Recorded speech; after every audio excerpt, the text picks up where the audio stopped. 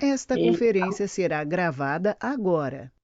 Isso, vamos gravar. Então, obrigada pelo convite. E quem participou na semana passada vai ver que é uma continuação. Na semana passada nós falamos sobre acidentes na infância, né? E agora a gente vai ver como é que a gente resolve esses acidentes, quais são as dicas que a gente tem que dar para os pais, né? Semana passada a gente viu uma parte muito importante epidemiológica, né, de segurança, vimos trabalhos que as escolas fazem sobre acidente na infância, e é muito importante a gente ter esse assunto na cabeça, porque todo mundo tem uma criança na sua vida, né? Todo mundo já foi criança, pode ter criança em casa, tem vizinho criança, parente criança, e todo mundo vai ter uma criança um dia, né? Que é o sonho de muita gente. Então, como é que a gente pode trabalhar esses acidentes para diminuir essa possibilidade, né? Então, a gente viu na semana passada que os acidentes ou as lesões não intencionais, eles vão provocar danos, e esses danos, eles podem ser definitivos na vida da criança, tá? Na vida da família, na vida da sociedade, porque uma criança que tem um dano importante, ela pode ficar anos sofrendo com esse dano e causar, sim, muitos problemas para a sociedade e para o Estado, que tem que bancar uma criança que pode muitas vezes ficar sem condições, né, de trabalhar, ela não vai ter a força de trabalho, então ela vai ter que receber benefícios, e isso aí onera, sim, o nosso Estado. A gente tem que, na medida do possível, prevenir esses danos, tá? Como é que a gente vai prevenir? Com atitudes preventivas e de proteção. A gente tem falado muito sobre a proteção da criança e do adolescente, né? Desde quando foi criado o ECA, que a gente tem criado grupos nas escolas, nas universidades, né? A sociedade civil, de uma maneira geral, se organiza para proteger a criança, e a gente ainda vê que a criança precisa de muitas ações de proteção, muitas vezes dentro da própria casa, tá? Então, a gente vai conversar um pouquinho sobre isso. E a gente viu também que a principal causa de morte em crianças de 1 a 14 anos de idade, onde a gente vê especialmente o atropelamento e o afogamento como causadores dessas mortes, tá? A cada 101 minutos ocorre uma morte de uma criança de causa externa, ou seja, por acidente, tá? A criança é um ser de extrema vulnerabilidade, então ele não tem nenhuma noção de perigo, ele é vulnerável, ele é frágil, ele é sensível, né? Então o bebê, quanto menor a idade dele, mais vulnerável ele é a todas essas agressões do meio externo, tá? E a gente viu também que isso tudo ocorre por falta de supervisão dos responsáveis, sim, seja dos pais, seja dos cuidadores, né, de avós, de babás, da pessoa que está cuidando da casa. Então, isso tudo é muito descuido, tá? Então, a gente precisa, sim, ficar repetindo nas escolas, ficar repetindo nas creches, nas universidades, para os alunos colocarem na cabeça essas ações preventivas. É muito importante, vocês serão médicos, e médico precisa, sim, agir preventivamente, né? O que a gente está fazendo agora? Todo mundo enclausurado, todo mundo isolado. A gente está tentando prevenir o caos, tá? Porque não tem condições de todo mundo ser atendido ao mesmo tempo. Então, é dessa maneira que a gente tem que pensar. O que a gente tem que fazer para melhorar a qualidade de vida dessas crianças? O que a gente tem que fazer para diminuir a possibilidade de acidente, de lesões externas, né? Então, a gente vê que acidentes simples, como esse cabo de panela virado aí, pode provocar um acidente grave e lesar a criança para a vida toda, tá? E esses acidentes, eles têm fatores de risco. Nós vimos que eles podem ser químicos, físicos, biológicos e estruturais, certo? E nós vamos hoje dividi-los de uma outra maneira. Durante a semana, eu fui fazer uma pesquisa e vi que a Sociedade de Pediatria, ela lançou um manual de prevenção de acidentes, que eu vou mostrar no final para vocês. É um material muito bacana e foi de lá que eu tirei a maioria do que está aqui, tá? Então, eu tirei também do Manual de Prevenção de Acidentes do Ministério da Saúde e de alguns comitês que trabalham a prevenção de acidentes na infância, tá? Então, o que é importante a gente colocar aqui, muitas coisas vocês já conhecem, aqui os fatores químicos, medicamentos, produtos de limpeza, né? Os líquidos quentes, a gente vê uma panela com água quente, a gente não pode deixar na primeira boca do fogão, tem que ser nas bocas de trás, né? As plantas que a criança pode comer, aqui no Pará tem urtiga, e a urtiga é venenosa, né? O tajá é uma planta venenosa. Então, a gente precisa ter cuidado com a planta que deixa perto de uma criança, porque ela pode, sim, sofrer envenenamento, né? A criança brincar com animais é extremamente perigoso, ser picada por um inseto, tá? E os estruturais falam muito da família, da cultura dessa família, dessa comunidade, né, do estilo de vida da criança. Então, tudo isso vai ser importante a gente destacar para vocês, tá? E o desfecho de tudo isso, muitas vezes, é uma hospitalização prolongada. A criança, nós já vimos na semana passada, que vai passar por cirurgias, por vários profissionais, por equipe multi, isso tudo é muito cansativo, é desgastante, emocionalmente para a criança, né? Ela pode ficar com sequelas orgânicas permanentes, mas as sequelas emocionais, psíquicas, elas também serão importantes e vão dar um trabalho para a gente resolver a vida dessa criança, tá? Já falamos em sequelas sociais, familiares e, lógico, o financeiro, né?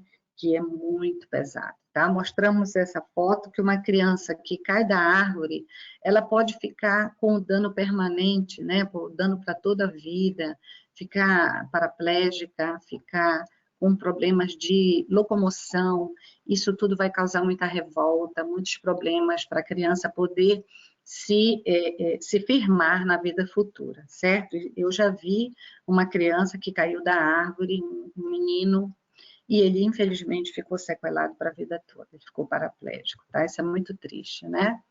E o perigo está em todo lugar.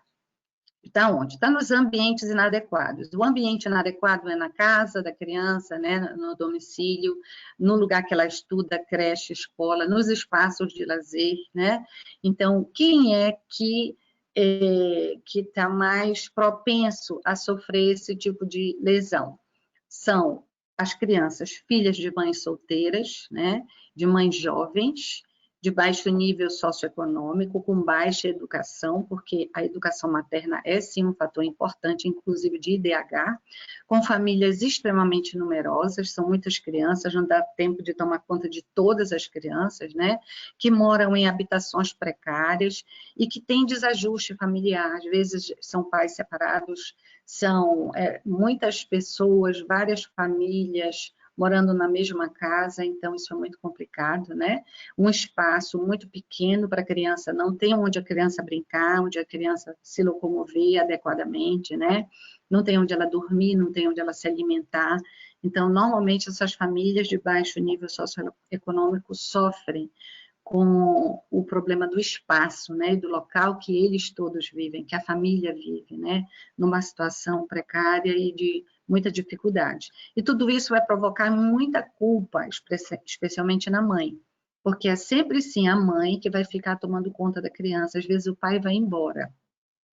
Às vezes o pai abandona a família, né? E aí a mãe fica assim, sozinha, tomando conta de muitos filhos, e dentre eles ainda tem essa criança que pode sofrer lesão, tá? Vamos tentar prevenir isso aí. E os estudos mostraram, aqueles trabalhos que a gente mostrou, que todos eles foram, assim, coincidentes em determinar e demonstrar a principal lesão, o principal acidente da infância é a queda, tá? Também choque elétrico, feridas, queimaduras, aspiração, que provoca sufocação, de corpo estranho, intoxicação, trauma por impacto, principalmente os acidentes automobilísticos, né? E o afogamento, tá bom? Vamos seguir. Então, nesse manual da sociedade, a gente vai ver que a gente pode trabalhar com a prevenção da lesão. A prevenção ela se divide em primária, secundária e terciária. Prevenção primária, a gente vai prevenir a lesão, lógico.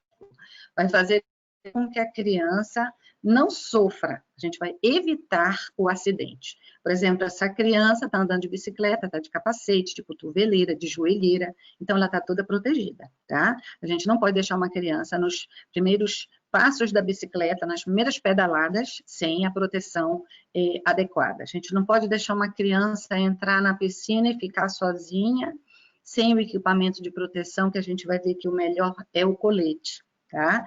Então, tudo isso é importante a gente saber para orientar as famílias, né? Para os alunos orientarem quando estiverem passando nas unidades de saúde da família, nos hospitais, nas unidades básicas de saúde. Às vezes, vocês estão de plantão numa UPA, num PS, chega uma família com uma criança, né? Ontem, uma paciente minha me passou uma foto do bebê dela, que quebrou o boxe, né? Quebrou o boxe do banheiro dela, né? O blindex do banheiro quebrou e o neném estava dentro, o bebê tem 1 ano. E cortou a mãozinha dele. Aí ela disse, doutora, eu tenho que ir na urgência, porque é muito difícil, agora está cheio de Covid, fica todo mundo com muito medo, né? Muitas mães têm medo de ir no PS, procurar por outro problema, que não a causa respiratória, tá? Por conta de contaminação, elas estão com medo. Então, foi um corte feio na mão da criança. Eu disse, leve lá, que vai dar pelo menos uns 2 pontinhos aí. E depois ela me levou, ela me mandou a foto quando chegou, ela foi lá na Unimed, e ela levou 3 pontos na mão, tá? Então, essa mãe é uma mãe que não precisa que ninguém brigue com ela. Por quê? Porque ela já está cheia de culpa. Ela levou a criança na urgência, né? Com corte, porque estourou o blindex do banheiro dela. Então, a criança estava tomando banho com a mãe dentro do banheiro dela e quebrou tudo. Ou seja, ela não se machucou, mas o bebê se machucou. Pensa na culpa dessa mãe, né? Então, a gente, para prevenir a criança de sofrer lesão, bora logo falar desse caso. Não pode dar banho no blindex, com blindex. A gente tem que dar banho na banheira, assim, no lugar mais seguro, né? Mas por que eu ia dizer, mas como você colocou a criança lá dentro? Não cabe isso aqui. Então, quando você estiver de plantão, vocês jovens de plantão, acolham. Nós conversamos sobre isso na aula passada, né? Acolham as famílias, tá? Confortem, deixem ela sentadinha enquanto vocês resolvem, tá? Prevenção secundária, vamos reduzir a severidade. E estudando essa semana, eu vi que tem até pijama anti-incêndio, né? Então, tem países onde as crianças dormem com pijamas anti-fogo. Ou seja, se acontecer um incêndio na casa, durante a noite a criança já está protegida. Olha que bacana, né? E a prevenção terciária é a cura da lesão já instalada. É você na UPA e resolver, certo? E resolver da melhor maneira possível, tá? Então, os acidentes mais frequentes, de acordo com a faixa etária, nós vamos colocar agora do menor para o maior, uma faixa crescente de idade, e nós tiramos do manual de orientação do Departamento de Segurança da Sociedade Brasileira de Pediatria, tá? Então, de 0 a 4 meses, vocês vão ver que a grande característica de um bebê é a fragilidade. Uma criança de 0 a 4 meses, ela é extremamente frágil, tá? Então, e por que acontece o acidente? Por descuido ou distração do cuidador. Então, a gente tem que bater sempre nessa tecla, que eles não podem se descuidar com uma criança pequenina, tá? O que hoje os pediatras mais frisam é que não pode usar tela para crianças abaixo de 2 anos de idade. É proibido. E o que é que você vê hoje? Os bebezinhos usando os celulares, os tablets, né? Então, as telas de tablet, celular, computador, está proibido para criança pequena até televisão, tá?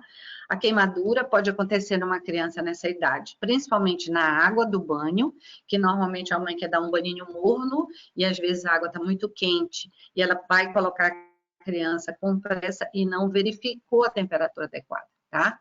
Mamadeira quente, chupeta que foi escaldada, às vezes fica dentro da parte ali do pipo da chupeta, né? Da parte plástica, fica uma água quente, a criança pode se queimar. Então, tudo isso a mãe tem que ficar de olho, tá? O bebê no colo.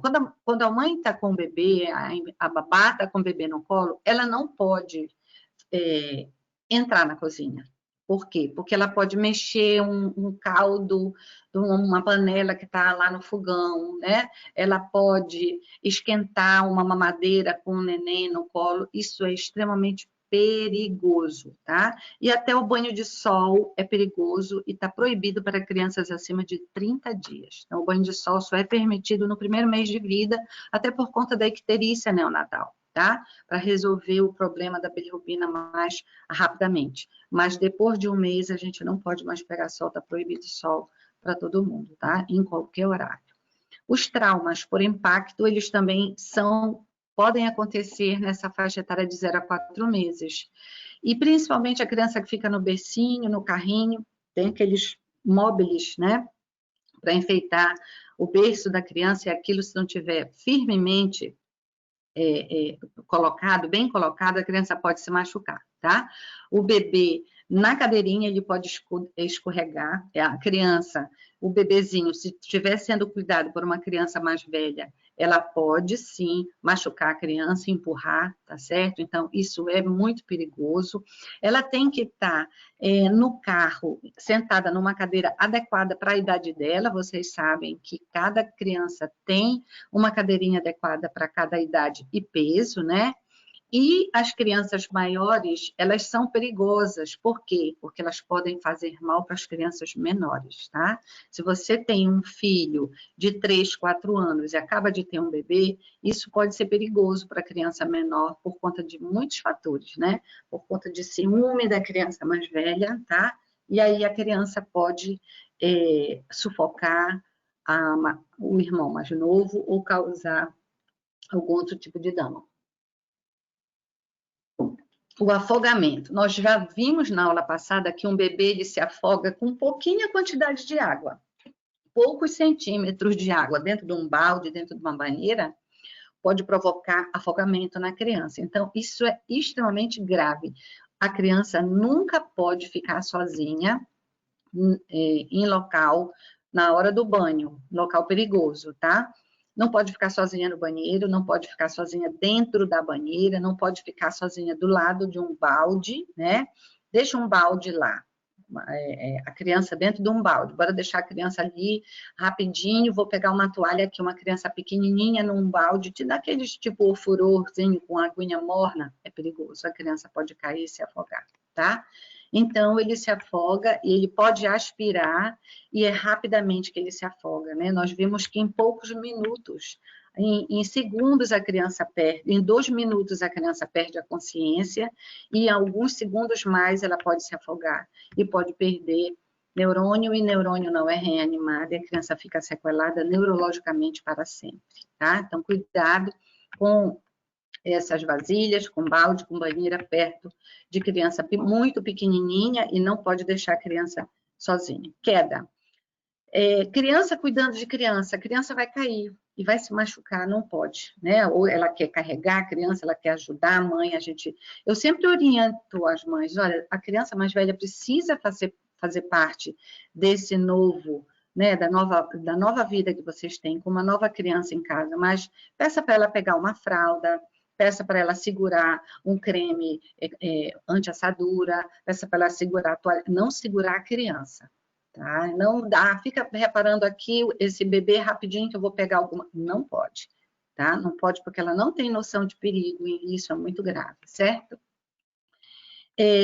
Sempre presa pelo cinto de segurança quando for transitar de carro. Qualquer veículo, a criança tem que ir no banco de trás e bem presa e travada com o cinto de segurança, de preferência de 3 pontos, a gente vai ver um pouquinho mais na frente. Quando a babá for descer a escada, precisa ter uma mão segurando a criança e a outra segurando no corrimão, ela não pode ir livre, porque ela pode cair e causar traumatismo craniano na criança, tá? Acontece aqui na nossa região, a rede tem que estar sempre baixa. A cama, se for cama dos pais, é uma cama alta, cama boxe é uma cama alta. Então, se a criança começa a rolar, querer rolar, nessa fase ainda pequenininha, ela vai cair, pode cair de cabeça no chão, e isso é muito perigoso, tá? Então, a rede tem que estar bem baixinha, com proteção embaixo, com almofado, então um colchonetezinho pequeno, tá? E as camas precisam ter aquela tela de proteção lateral, tá bom? Uma criança pequenininha, também de 0 a 4 meses, ainda na fragilidade dessa faixa etária, ela pode sim aspirar, tá? Então, a criança não pode usar correntes ou cordões no pescoço. Vocês sabem que está na moda aquele colar de âmbar, né? O colar de âmbar, que muita gente diz que evita cólica, evita dores quando vai saindo o dentinho. A Sociedade Brasileira de Pediatria é extremamente contra o uso do colar de âmbar, tá? Então, você não deixa a criança usar colar de ouro, eu vou dar um pingente lindo do Sagrado Coração de Jesus, colocar. Não pode usar nada no pescoço, não pode usar anel, a criança pequenininha não precisa de nenhum adereço, tá? As meninas a gente ainda deixa usar um brinco, né? Mas ali ficando de olho, tá? Mas tem muita gente que é contra brinco. Eu vou dizer, eu não sou não, tá? Eu acho bacana brinco. Chupeta, sempre presa na roupa da criança, também não pode ficar em cordão, né? Aqueles fios, aqueles cordões que ficam segurando a chupeta, porque também a criança pode se sufocar. Nunca deixe o bebê sozinho com a mamadeira, porque ele pode se sufocar, se afogar, né?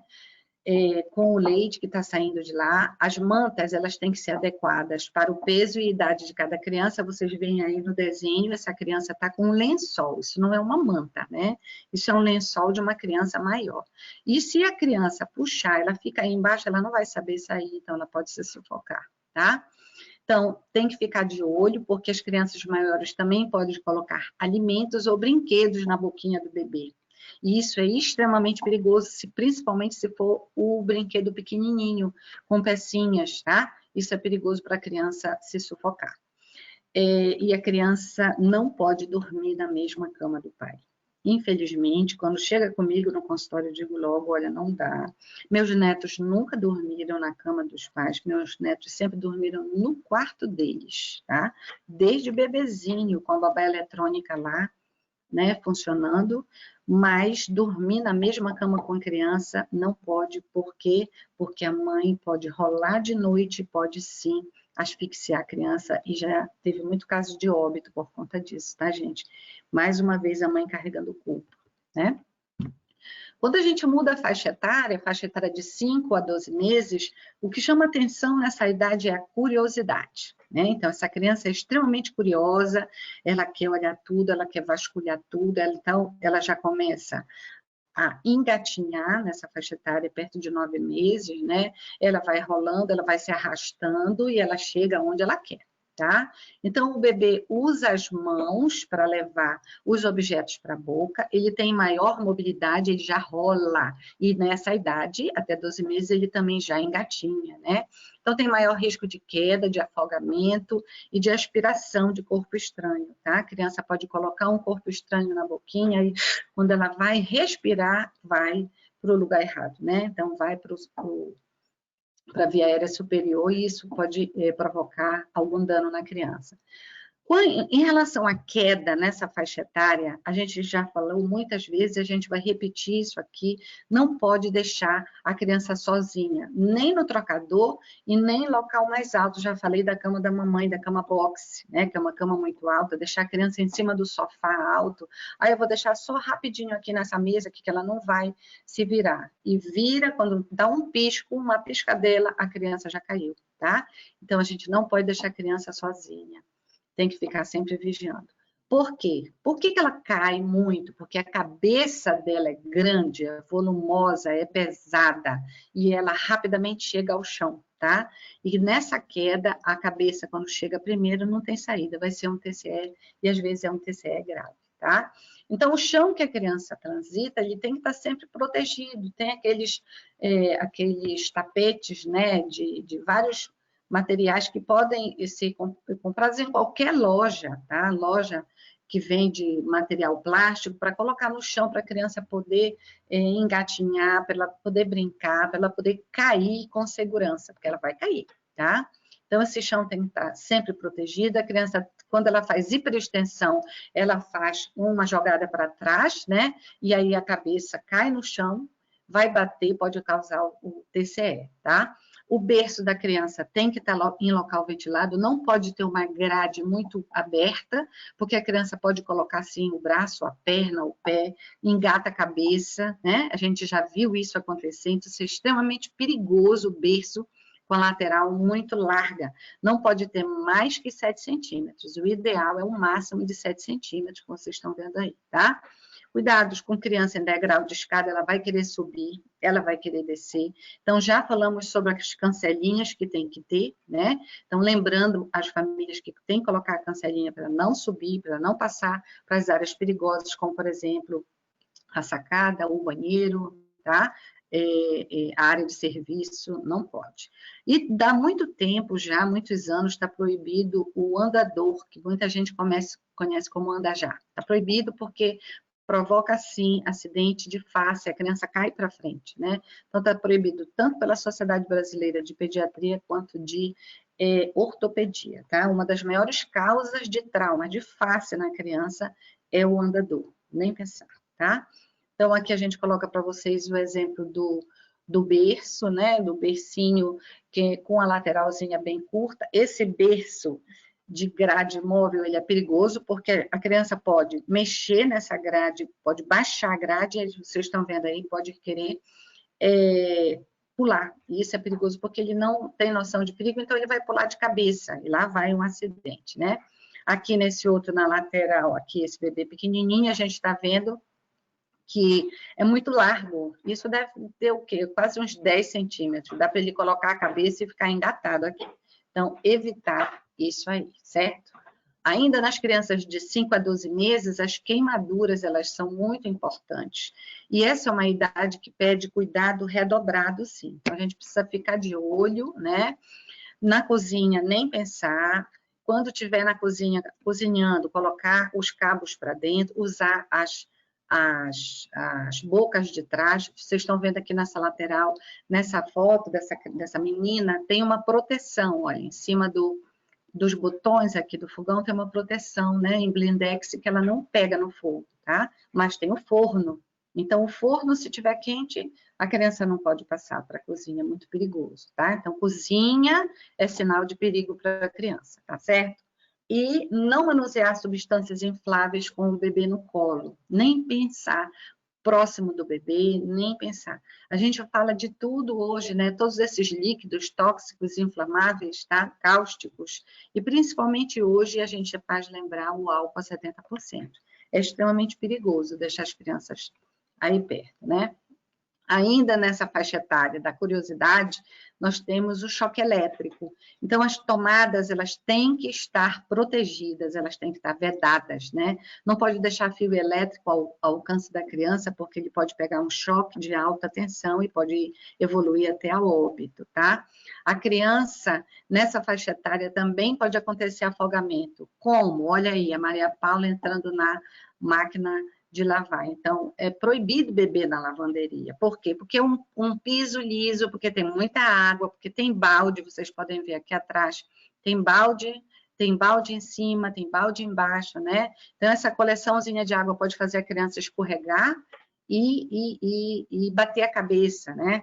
Nas piscinas, as bordas das piscinas, elas são escorregadias, a criança pode escorregar. Mesmo de colete, você não deixa a criança sozinha, nem na piscina, nem perto de balde, nem em piscina de plástico que pode colocar na sacada, né? Piscina doméstica, tá? A piscina doméstica a gente lembra que tem que ter cerca de bloqueio, tá? E o portão de trava de segurança também é muito importante para evitar afogamento nessa faixa etária, tá?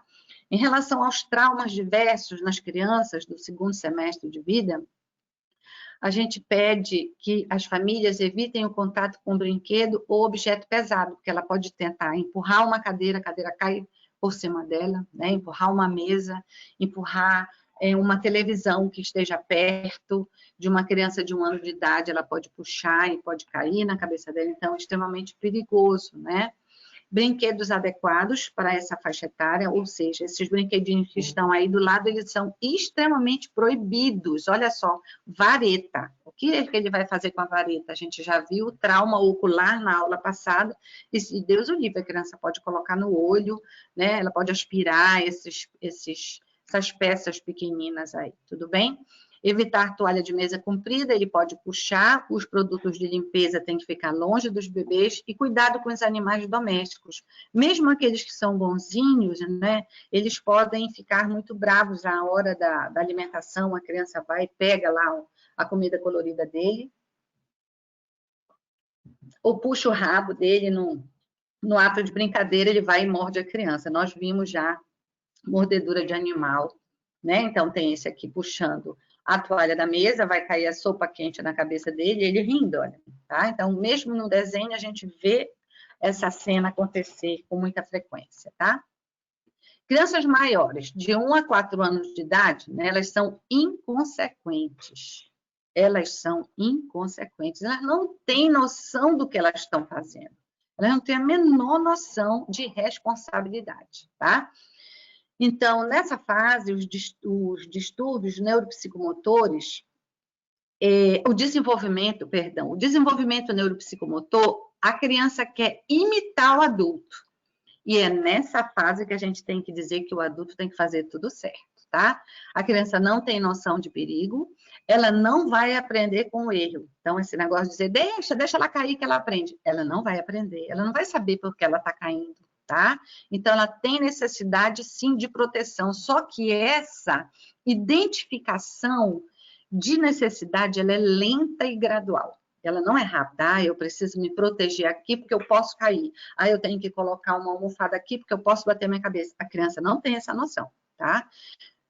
E até 5 anos de idade, em alguns artigos eu vi, que a criança não tem noção de perigo. Então, é muito importante a gente frisar para as famílias a educação. Tem que mostrar o que é certo, o que é errado, tá? E tem que ter muita paciência. Não pode não ter paciência quando se tem uma criança. Tem que ter paciência, tá, gente? Então, é muito importante a gente pedir isso para os pais. Tenham paciência. Pedir para os professores, tenham paciência, né? Pensa, um professor com uma sala cheia de crianças na creche, tá? Então, não é fácil, mas tem que, sim, preponderar a paciência.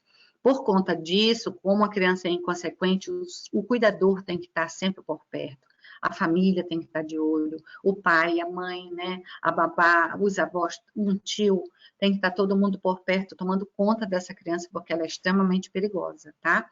É a idade da curiosidade. Ela quer escalar, ela quer subir, ela quer empurrar, né? Ela quer se jogar. Então, muito cuidado. Por quê? Porque também nessa faixa etária o acidente mais frequente são as quedas. Então, como é que a gente vai resolver isso, né?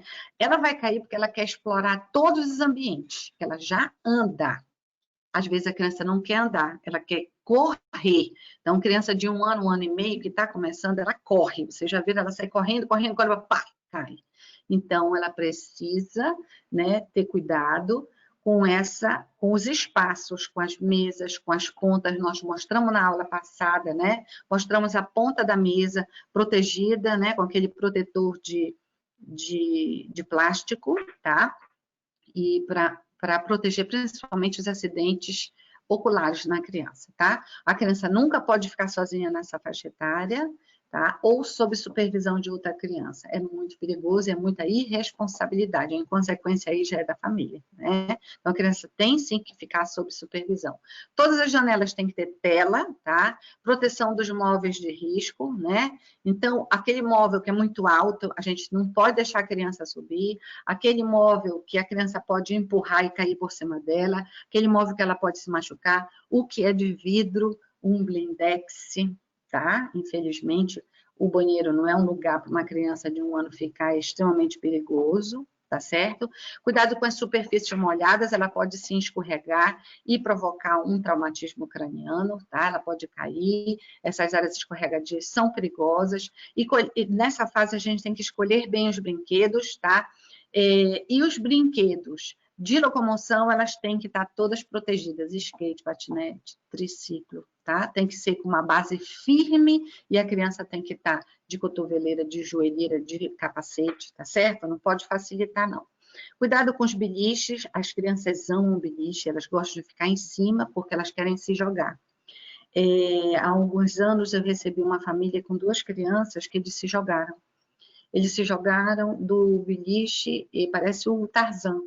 Cada um se jogou e os 2 se enrolaram no lençol e sofreram um enforcamento. Um irmão morreu e o outro sobreviveu, tá? Então foi uma tragédia nessa família, nunca mais me esqueci disso. Então precisa ter cuidado com o beliche, tem que ter proteção, tá?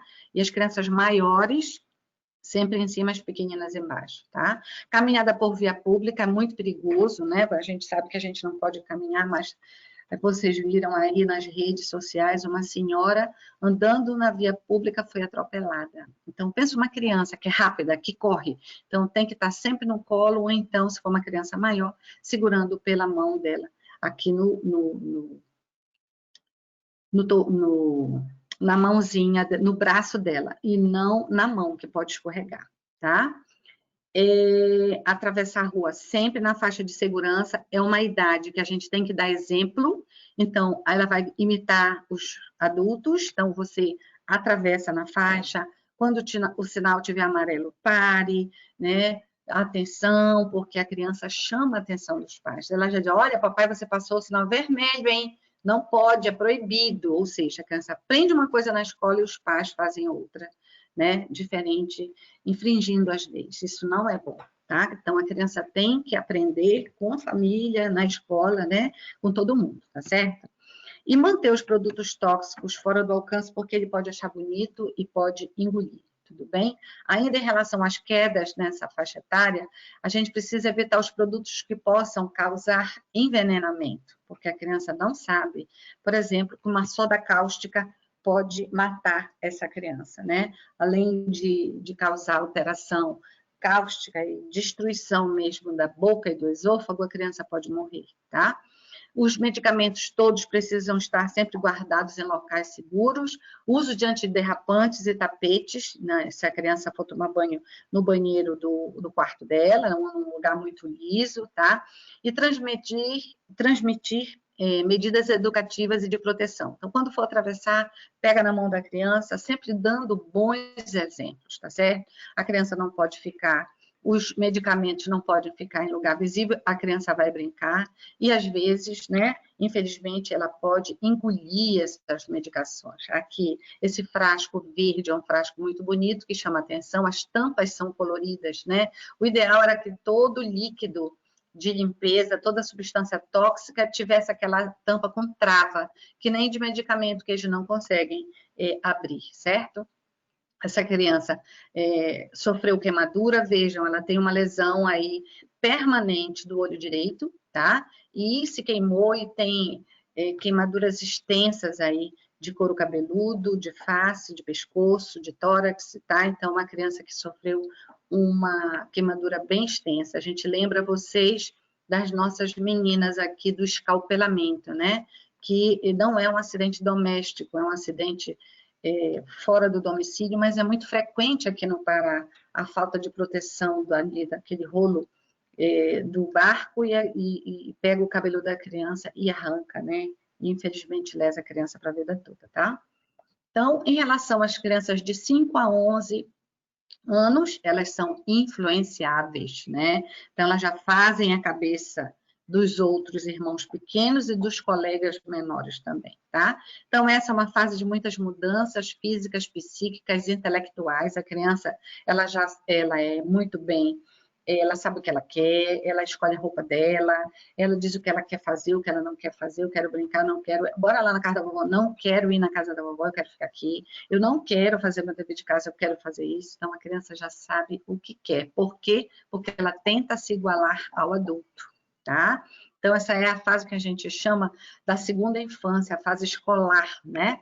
Incentivo à independência e responsabilidade dos atos. Então, essa é a fase que a gente vai dizer, olha, hein, presta atenção, tá? Então, a criança tem, sim, que começar a identificar que ela é responsável pelos atos dela, nessa faixa etária, tá? Menor que isso, não dá para tentar fazer isso.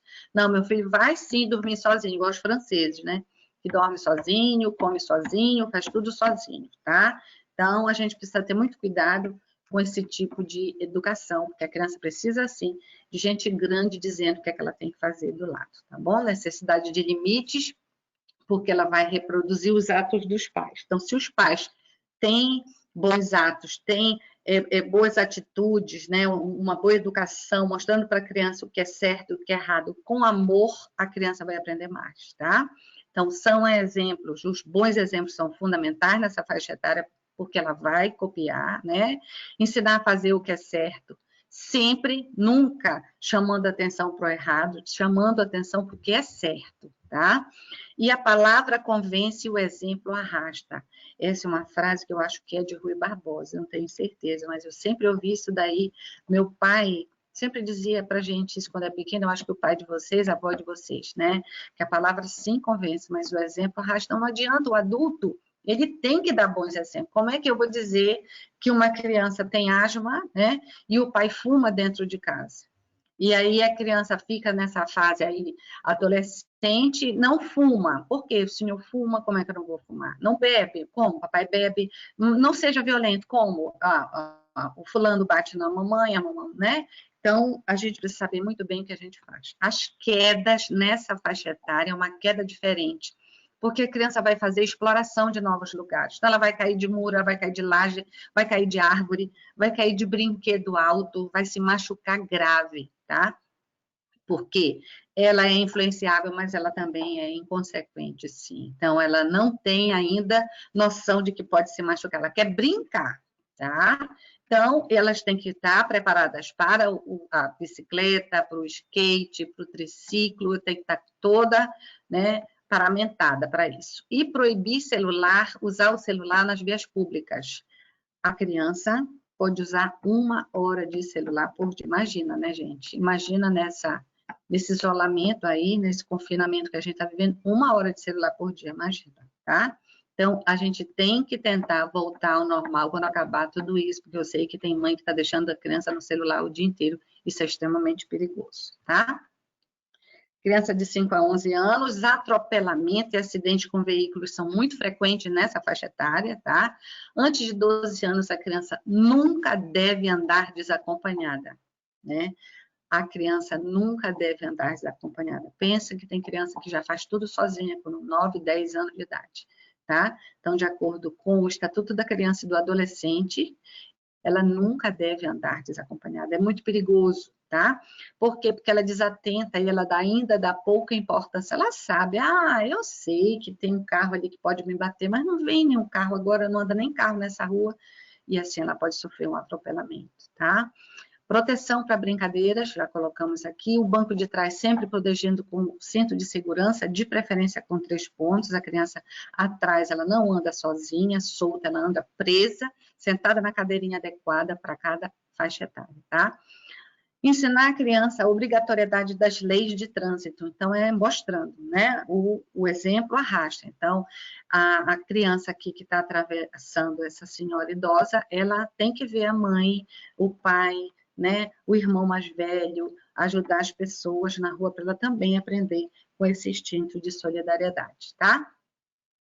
O afogamento pode ser frequente, é frequente nessa faixa etária, é uma causa importante de morte, né? Então, todas as atividades aquáticas, elas têm que ter supervisão e equipamento de proteção, tá? O melhor equipamento de proteção é o colete, temos vários tipos de colete, né? Eu coloquei aqui 2 exemplos, tá? Então, aqui tem o garotinho que está fazendo a natação, brincando, mas aí a professora está aí do lado, né? Então, a criança sempre tem que estar com supervisão. A gente precisa alertar as famílias que têm que ter cuidado com aquelas festinhas, que é na beira de piscina, o ideal é que não seja, tá? Na escola, que tem o dia da piscina, hoje é o dia da piscina, sexta-feira é o dia da piscina, vai ter piquenique e piscina. Cuidado, né? A gente precisa alertar a professora, olha, professora, cuidado, vai estar todo mundo aí olhando, vigiando as crianças, né? E os parques aquáticos que têm crescido em número aí no mundo inteiro, no Brasil inteiro, tá? Existem os parques aquáticos e que tem, sim, que ter lá o salva-vidas, né? Então, a supervisão sempre, mesmo nas crianças que sabem nadar, tem que estar com a proteção adequada, que é o colete, tá? Mas ela não pode estar sozinha, né? Chegando na faixa etária dos adolescentes, tá? Então, eles são os destemidos. Nada acontece com um adolescente, né? Eu não vou adoecer, eu não vou morrer, tá? Eu não vou me afogar. Então, os acidentes nessa faixa etária, eles acontecem mais fora dos ambientes domésticos, tá certo?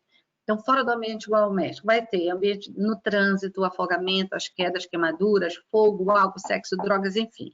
São múltiplos os fatores que vão atingir os adolescentes. Então, se ele vem sendo criado, né, ali num senso de responsabilidade, tá? Ele ainda vai pensar, repensar muitas vezes antes de ir, mas os grupos fazem com que os jovens entrem, às vezes, num local que ele não quer, que ele beba uma bebida que ele não quer, né? Então, a gente precisa discutir com eles, sim, o autocuidado, a autoestima, né? Os riscos de exposição, tá certo? Eu sempre digo para os meninos da medicina, eu só vejo foto de vocês no Instagram bebendo. Para que vocês vão postar foto bebendo? Vocês estão formando, nós estamos lapidando vocês, vocês vão ser médicos quando saírem daqui. Né? Os meninos agora adiantaram a colação. Para onde eles foram? Foram trabalhar. Eles estão trabalhando na linha de frente do Covid. Então, de um dia para o outro mudou a responsabilidade. Então, não que não possa ir para esses lugares, não que não possa beber e fazer tudo com responsabilidade. A gente precisa colocar isso na cabeça dos jovens, dos estudantes, tá? Cuidado com os jogos e com os desafios da internet. Vocês têm acompanhado aí a história, né, caneta azul, baleia azul, enfim, muita coisa que tem provocado a morte das crianças, tá? Dos jovens adolescentes. E manter sempre medicação fora do alcance, porque a gente sabe também que um mal do século que está atingindo os jovens é a depressão, tá? Então, o risco de suicídio, então a gente tira tudo que pode provocar algum mal para essas crianças. Então, ensine os seus filhos a respeitarem e cumprirem as regras. Isso não tem jeito, né? Por quê? Porque senão vai ser perigoso para ele. E perigoso, tudo que é perigoso é perigoso. E a gente já entrando nos primeiros socorros, o que nós vamos fazer para salvar a vida dessa criança? Tá? Então, o que é primeiro socorro? Primeiro socorro são cuidados de emergência dispensados a qualquer pessoa que tenha sofrido um acidente ou um mal súbito, por exemplo, uma intercorrência clínica, até que essa pessoa possa receber tratamento médico adequado e definitivo. Então, os estudantes, vocês estão ali, né, podem ajudar alguém, as professoras, o porteiro, tá? Eu sempre digo que curso de primeiro socorro todo mundo devia fazer. Nós não vamos dar um curso de primeiro socorro para vocês, porque é o dia inteiro para fazer curso de reanimação, pausa, CLS, ATLS. É o dia inteiro. Então, nós vamos passar e vamos ter uma noção do que a gente pode ensinar para as pessoas de uma maneira bem prática para elas poderem salvar a vida dos outros, certo? Então, temos alguns princípios básicos.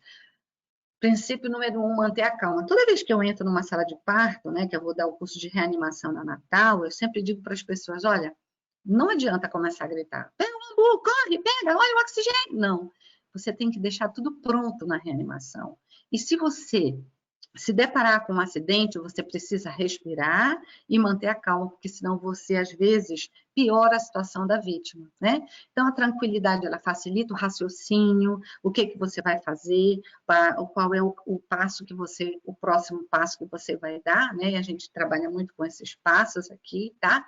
Avaliar a cena, se você está no local seguro, se a vítima está no local seguro, se as pessoas estão no local seguro, onde é que eu estou? Eu posso ajudar?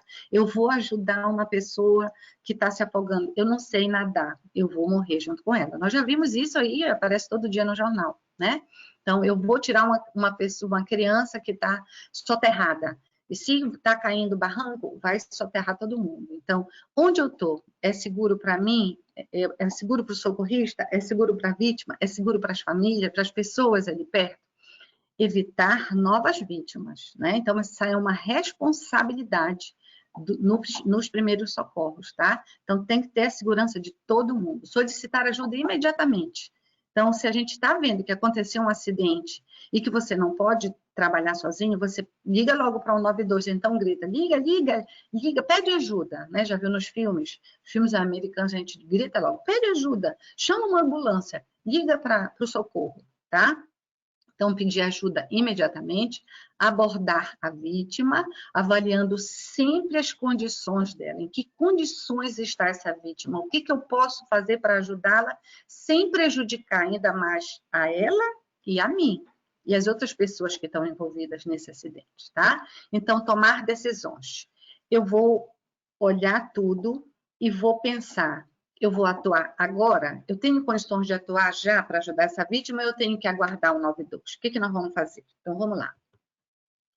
Então, aqui tem que sempre que a cena do acidente oferecer algum perigo para o socorrista, ele deve manter-se afastado, acionar imediatamente o SAMU, né, a 192, descrevendo a situação, tá? Para que a central de emergência, o 92, providencie o acionamento de equipes adequadas para o resgate da vítima com segurança. Eu fiz um recorte desse quadro, que eu achei muito bacana isso aí para colocar para vocês. Por quê? Porque vocês estão na idade do destemido, né? Todo jovem é destemido. Ah, eu vou correr, eu vou ajudar, eu posso salvar, tá? Então, não sejam destemidos, tenham cuidado com a vida de vocês, né? Quando a gente vai de avião, diz, máscaras com oxigênio vão cair. Coloque primeiro a sua, depois na criança que está do seu lado, ou na pessoa que estiver do seu lado, certo? Porque se você não estiver seguro, você não vai poder ajudar, você vai atrapalhar, né? Então, vejam essa situação aí. Isso aí é um incêndio, se tiver criança aí nesse acidente, tem um carro aí nesse caminhão, né? As pessoas estão longe, mas se explodir, tem ali atrás um helicóptero, que já chegou o helicóptero do socorro, tem um carro aqui embaixo, né? Que está capotado, ou seja, foi um grave acidente, tá? As pessoas estão ali, já está por ali o socorrista, mas tem que apagar um incêndio. Onde eu estou? Está caindo barranco? Está chovendo, né? Alguém vai se afogar? Está caindo muita água, é um naufrágio, onde eu estou, tá? Então, tudo isso a gente tem que pensar. Então, tá aí o número que eu tirei também do Manual do Ministério, que tem o número do Corpo de Bombeiros, o 93, o do SAMU e da Polícia Militar, tá? Então, quando eu não puder ajudar, fazer sozinho, eu ligo imediatamente para um desses números aí que eles vêm ajudar a gente, tá? Então, o que a gente vai fazer? A gente vai fazer a avaliação inicial da vítima. Nós vamos caminhar pelo ABCDE, né? Então, vamos falar em vias aéreas, tá? Então, você chega, a criança sofreu um trauma, por exemplo, ela sofreu um atropelamento. Você chega para ajudar essa criança, tá? Você precisa estabilizar manualmente a coluna cervical dela. Então, você veja, o socorrista coloca as duas mãos na lateral da cabeça da criança, tá? E tenta não movimentar a coluna cervical. Você vê que nos filmes, né, a gente vê logo o protetor cervical, coloca imediatamente o protetor cervical, tá? Então, para quê? Porque se tiver lesão, a gente não vai piorar essa lesão, tá? Você avalia o nível de consciência dessa criança. Você chama, ei, moço, moço, né? Moça, moça, você tá bem? Você tá bem? Você tá me ouvindo? Né? Tá deitado de costa? E também o próximo, a gente tenta realizar a abertura das vias aéreas. Então, estabilizar manualmente a coluna cervical é muito importante, avaliar o nível de consciência dessa criança, mais importante ainda, e realizar a abertura das vias aéreas, principalmente se ela estiver inconsciente, tá? Então, nós vimos aqui Aqui você está estabilizando, aqui você está vendo o nível de consciência dela e aqui você está realizando a abertura das vias aéreas. Você segura a cabeça da criança, dá uma levantada de leve no queixinho dela, né? A gente diz que é uma leve extensão do pescoço. A leve extensão do pescoço, que é a manobra de inclinação da cabeça e elevação do queixo, vai manter as vias aéreas pérvias, tá? Caminhando, passando pelo B, vamos ver a respiração. A criança está respirando, então você vai ver, ouvir e sentir, né? Você vai ver se a expansão da caixa torácica e do abdômen, você vai ouvir se existe algum ruído de ar exalado pela boca ou pelo nariz, tá? E você vai sentir esse fluxo pela boca ou pelo nariz da criança. Então, aqui na foto, a gente está do lado da criança, vendo, ouvindo e sentindo a respiração dela. Chegando já no C de circulação, né?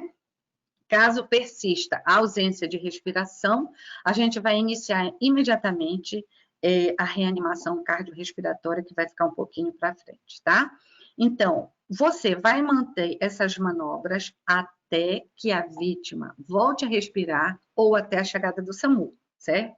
Se você estiver com alguém, ótimo que você vai ter ajuda. Se você estiver sozinho, não desista. Não desista dessa criança, a gente precisa continuar reanimando, tá? Para fazer esse coração bater, para fazer essa criança respirar. E um dado importante é olhar essa criança, ver a situação dela, para ver se ela tem hemorragias externas, né?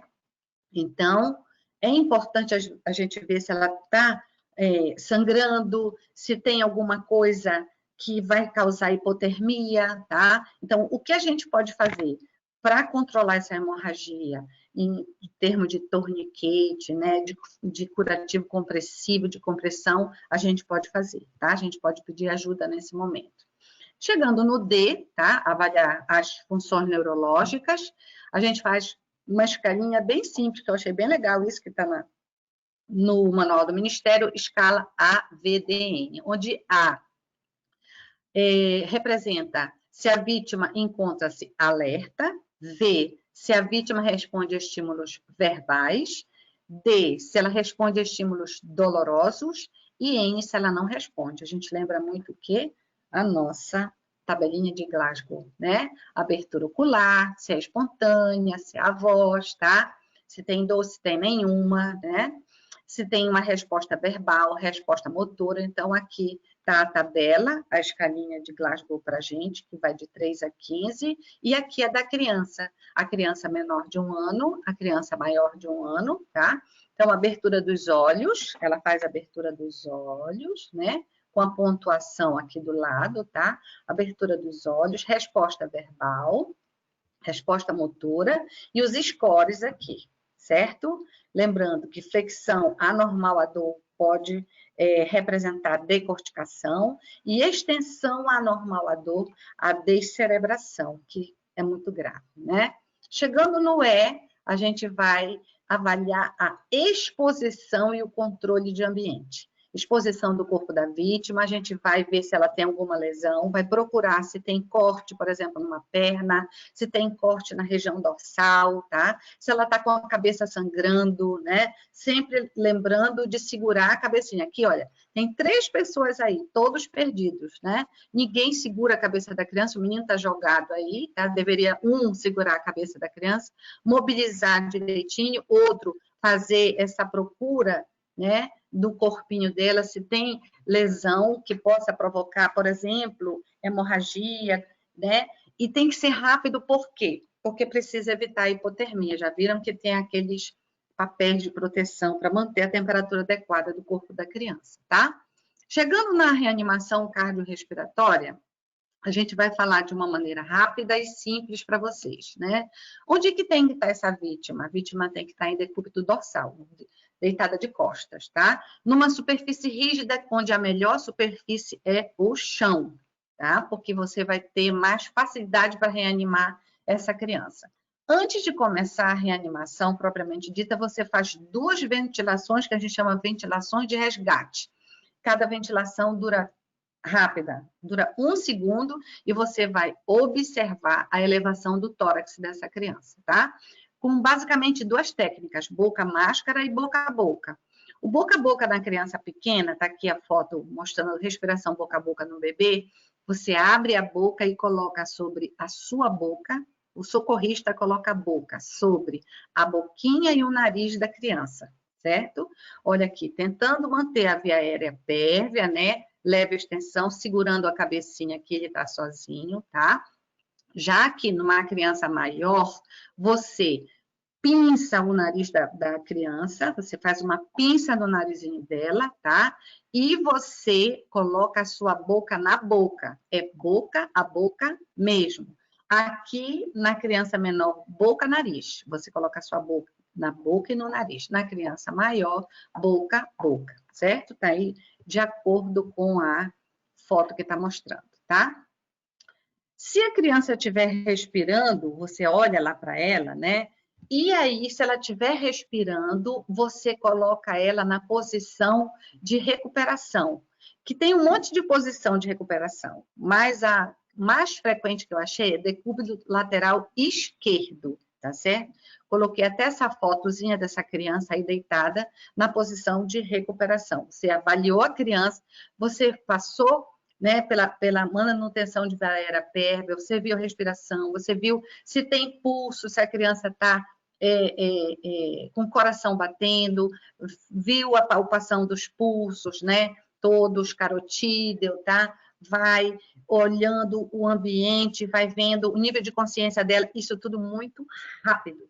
Se a criança estiver respirando legal, deixa ela nessa posição até chegar ao socorro adequado, certo? Se ela não está respirando, o que nós vamos fazer? Então, se a vítima não respira, a gente vai iniciar a reanimação cardiopulmonar. São 30 compressões para 2 ventilações ininterruptamente. Então, você vai, sim, de 3 maneiras diferentes, de acordo com a faixa etária da criança. Aqui no bebê, quando a gente dá o curso de reanimação neonatal, é 1 dia, tá, gente? É 1 dia de curso de reanimação, né? Quem é da Liga sabe disso, tá? Vocês já devem ter trabalhado lá. Então, é 1 dia para a gente aprender a reanimar uma criança. E aí, vem passar para o primeiro passo, né? Aí, passos iniciais da reanimação, né? Então, na reanimação neonatal, lá a gente vai ver que a gente tem 2 técnicas para fazer reanimação de bebê. A técnica dos 2 dedos e as técnicas dos polegares. Aqui nessa criança, a gente está falando de bebê, de criança grande, tá? Então, você coloca a criança deitadinha e ali na linha intermamilar, imediatamente abaixo, você coloca ali seus 2 dedinhos, tá? Para levar o tórax, você vai comprimir o externo contra a coluna. Nesse momento, você é o coração da criança. Daí, por isso que precisa bater mais coração do que respiração, né? O coração da criança tem que, se a gente for lembrar de lá, é 1, 2, 3, ventila, 1, 2, 3, ventila. A reanimação com máscara, tá? E a massagem cardíaca, tá certo? Aqui são 30 compressões. A posição aqui da compressão torácica, tá? Na criança maior, de 1 a 8 anos, é na linha intermamilar, só que bem no meio, tá? Aqui no dorso da mão, você coloca do jeito que tá aí, ele tá tentando, uma pessoa só, tentando segurar a cabeça da criança e a outra colocar no tórax dela, tá? Então, o socorrista fica sempre de joelhos do lado da vítima, de preferência em direção ao ombro da vítima, posicionando as mãos no tórax da criança, e a gente vai começar a fazer as 30 compressões com as 2 ventilações, tá? Não esquecendo de dar as ventilações, as 2 que devem ser iniciais, tá? Para a gente ver se está tendo expansibilidade torácica, né?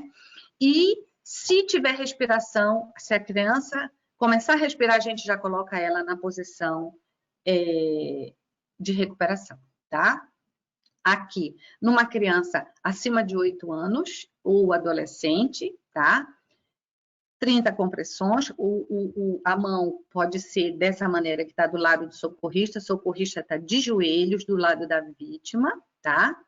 E vai começar as 30 compressões para 2 ventilações. Se tiver 2 pessoas, um comprime e o outro ventila, tá certo?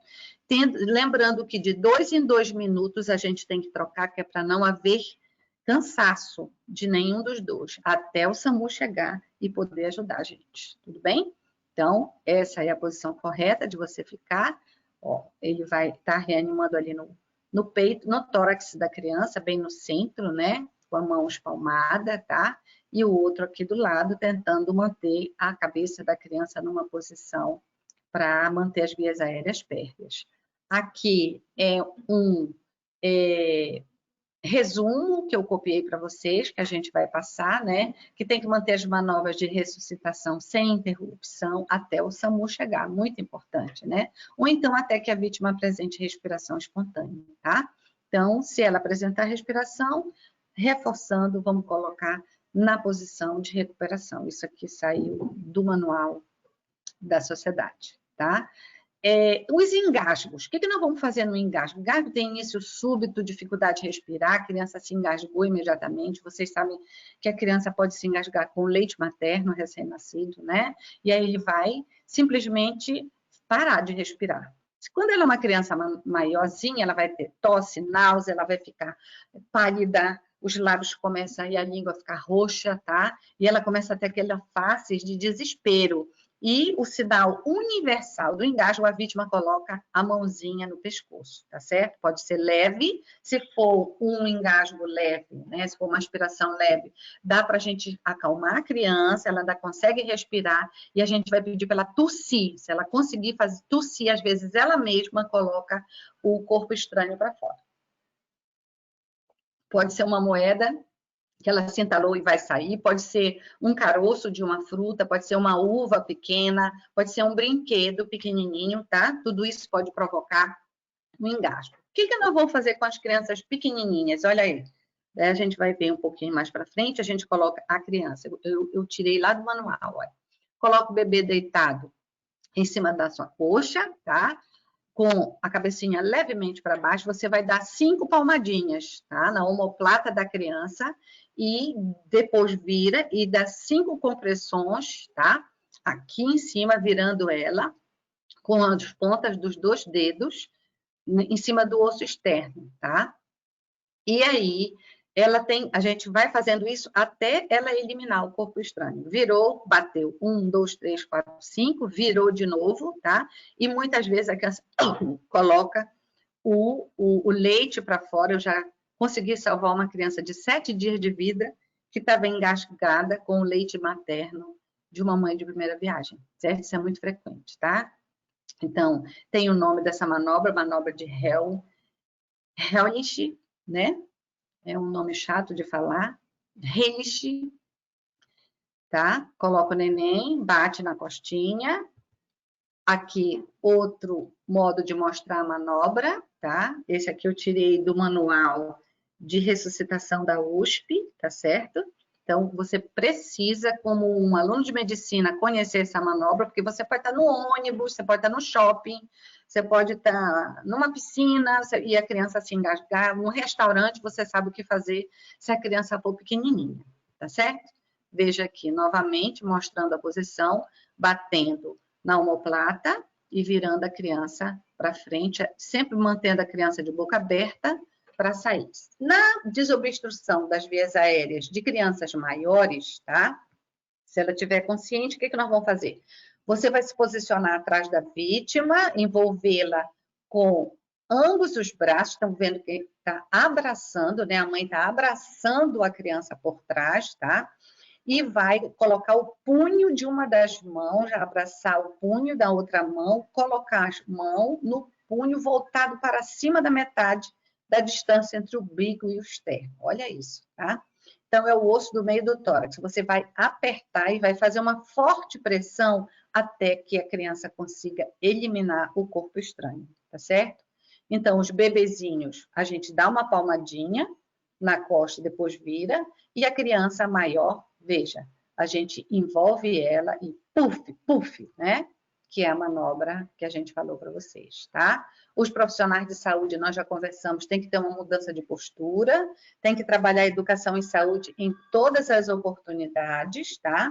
Ajudar os pais na identificação dos fatores, desde o pré-natal até a puericultura, contribuir na organização física dos ambientes domésticos, orientar como é que deve estar. A cozinha não é local de criança, os banheiros também não. Uma criança pequenina sempre tem que estar sob supervisão, tá? Sacadas, né? As fechaduras, já falamos que a criança pode tirar a chave, se trancar, as cortinas sem os puxadores, as escadas com as cancelas, tá? Você precisa preparar a criança para as atividades lúdicas, estava tocando a mão. Atividades lúdicas, acessório de proteção, patins, bicicleta, natação, enfim. Se for nadar, tem que estar de colete, tá? Incentivar os pais na supervisão mais efetiva de todas as crianças em todas as faixas etárias, especialmente os adolescentes. A minha preocupação com os adolescentes é muito grande, adolescente não gosta de conversar, fica sempre calado, né? A gente sabe que pode acontecer alguma coisa dentro de casa, porque você deixou um medicamento ali, ele foi e pegou, tem que identificar se o filho está em depressão, está com alguma dificuldade, ansiedade, né? O curso de medicina é um curso que tem muitos jovens com ansiedade e depressão, porque é muito puxado, né? Porque exigem demais de vocês, tá? E também tem um monte de professor chato que exige muito de vocês, né? E a gente precisa ficar de olho nisso, tá? Então, a tríade, educação, ambiente adequado e fortalecimento da autoestima das famílias é o que vai contribuir para melhorar tudo isso aí. Aqui está o manual que eu tirei da educação, tá? O mapeamento da ação finalística evitando acidentes da infância foi outra referência que eu utilizei. O manual de prevenção de acidentes e primeiro socorro nas escolas, tá? E aqui o meu e-mail e o meu contato, a gente pode se falar por zap, aqui a minha neta aprontando, né? Com o sapato do pai dela. Certo, gente? Era isso. Vocês estão vendo o que eu falei? 1h e o quê, Fernando? 1h10, eu acho, não foi? 1h10, tá? E a gente não consegue ver tudo. Só o paus é um dia. Só a reanimação é outro dia, né? A TLS, a CLS é outro dia. Então, depois a gente vai fazer as manobras focado, né? Nas faixas etárias, no recém-nascido, na criança maior, nos adultos, tá? No trauma, né? Então, na cardio. Então, cada um tem a sua especificidade. O importante é vocês terem a noção de tudo isso que a gente falou, de que é importante evitar acidente na infância, e era isso que eu queria falar para vocês, gente. Muito obrigada. Tá? E aí, Fernando? Excelente aula. Não sei se a senhora está conseguindo ler aí o chat, mas as pessoas estão agradecendo a senhora. E agradecendo por a senhora ser essa pessoa incrível também. Pela aula maravilhosa. Muito obrigada. Muito obrigada, viu? Bom final de semana para vocês. Deus abençoe. Qualquer coisa a gente vai se falando. Um beijo. Tchau. Obrigada, muito Fernandinha. Fiquem com Deus, tá? Beijo. Tchau, querida. Obrigada.